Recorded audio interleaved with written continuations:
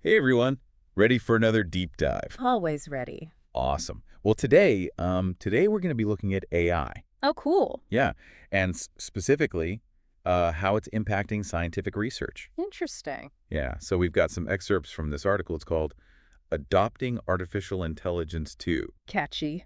Yeah, I know, right? Mm. And it kind of lays out this almost like a paradox, you know? Oh, how so? Well, it suggests that AI could like really help scientists publish more papers. Like way more, and get cited way more often too. Makes sense. AI is all about efficiency, right? Exactly. But the thing is, it might also lead to less diverse research overall. Less Yeah, and diverse. potentially less groundbreaking stuff too. That's a bit of a head scratcher. Why would that be? I know, right? Super interesting. So that's what we're going to be unpacking today. This whole potential upside, but also this potential downside of AI in science. Sounds fascinating. Let's dive in. Okay, so first things first. This research basically highlights how AI could supercharge a scientist's career. Like, give him superpowers or something. Kinda, yeah. Like, it's not even an exaggeration. Hmm. The study found that scientists who used AI in their research were publishing something like 67% more papers than their peers. Wow, 67%. That's a lot. I know, right? And not just that, they were also getting cited like 3 times more often. 3 times. Okay, now that's a serious advantage. Right. Imagine you're like a young scientist just starting out, trying to, make your mark, that kind of booth. That could be huge for your career. No kidding. I mean, who wouldn't want to publish more and get cited more? It's like the academic dream, right? Totally. But there's got to be a catch, right? Yeah, there's always a catch. What's the downside here? Well, the study found that even though AI might be leading to more papers being published overall, those papers tend to focus on a narrower range of topics. Like, they actually observed a 5% reduction in something they call topical diversity. Topical diversity. So basically, less variety in the research being done. Exactly. It's like everyone's suddenly super interested in the same 5 things just because AI makes it easier to study those things.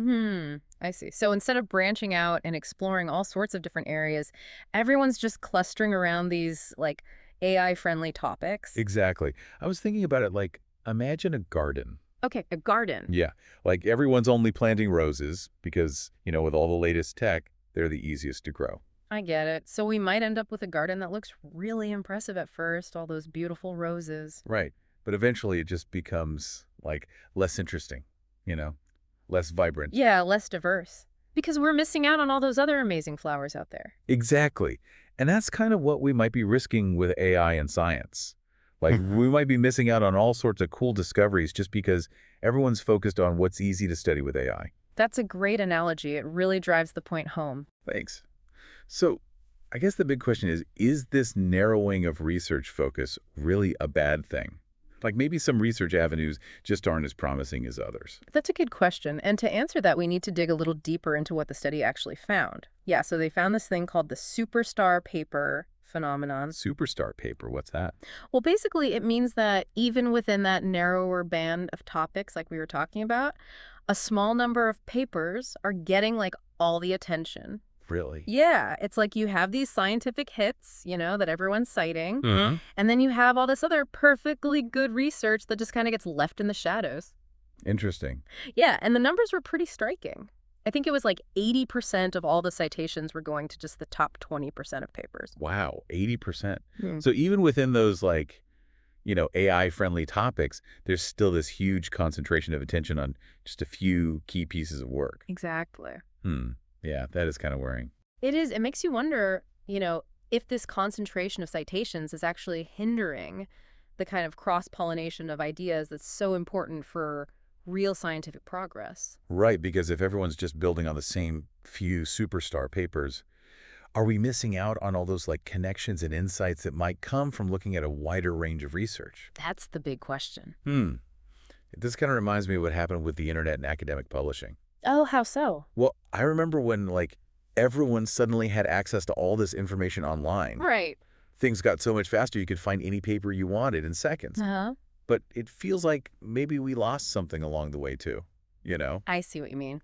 Like maybe we traded breadth for speed. Exactly. Mm-hmm. And the authors of this study actually make that exact comparison. Really? Yeah, they say that both the internet and AI have led to these huge increases in efficiency and access to information.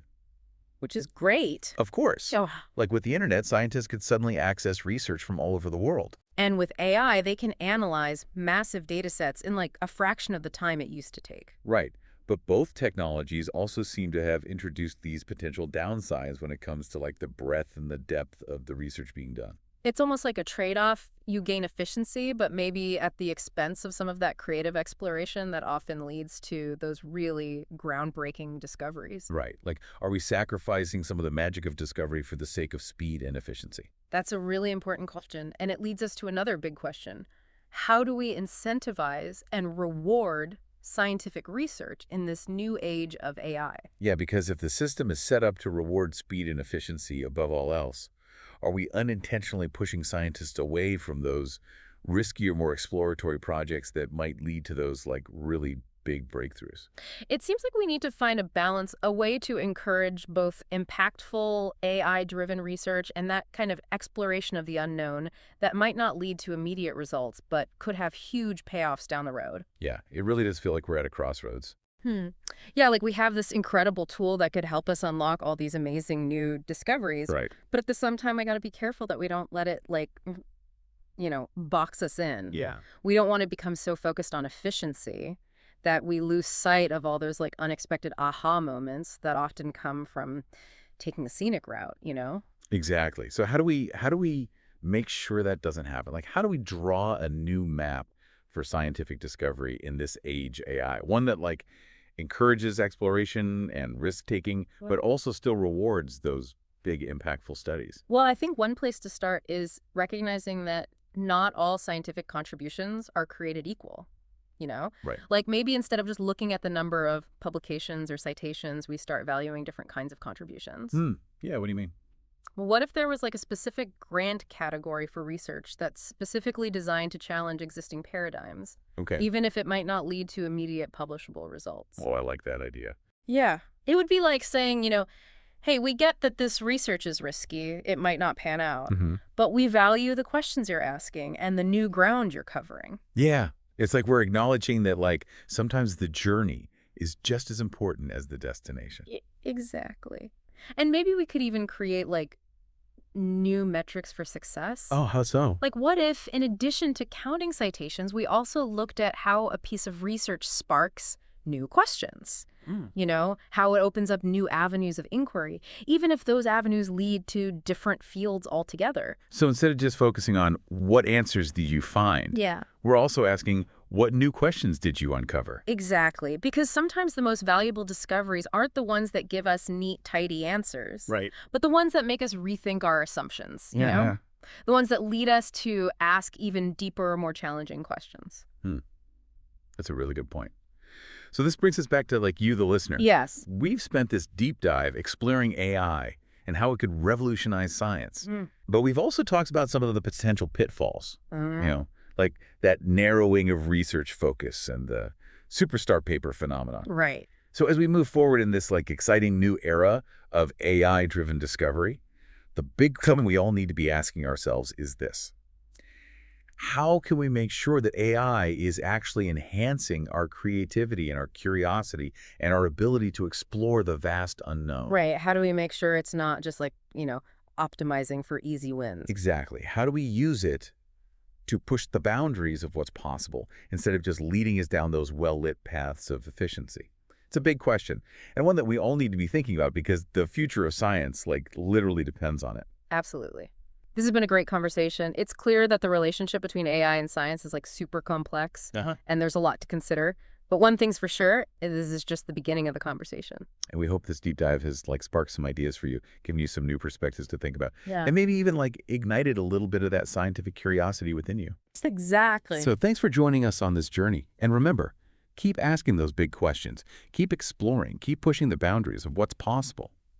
We'll be back next time with another deep dive into a fascinating topic. Until then, stay curious.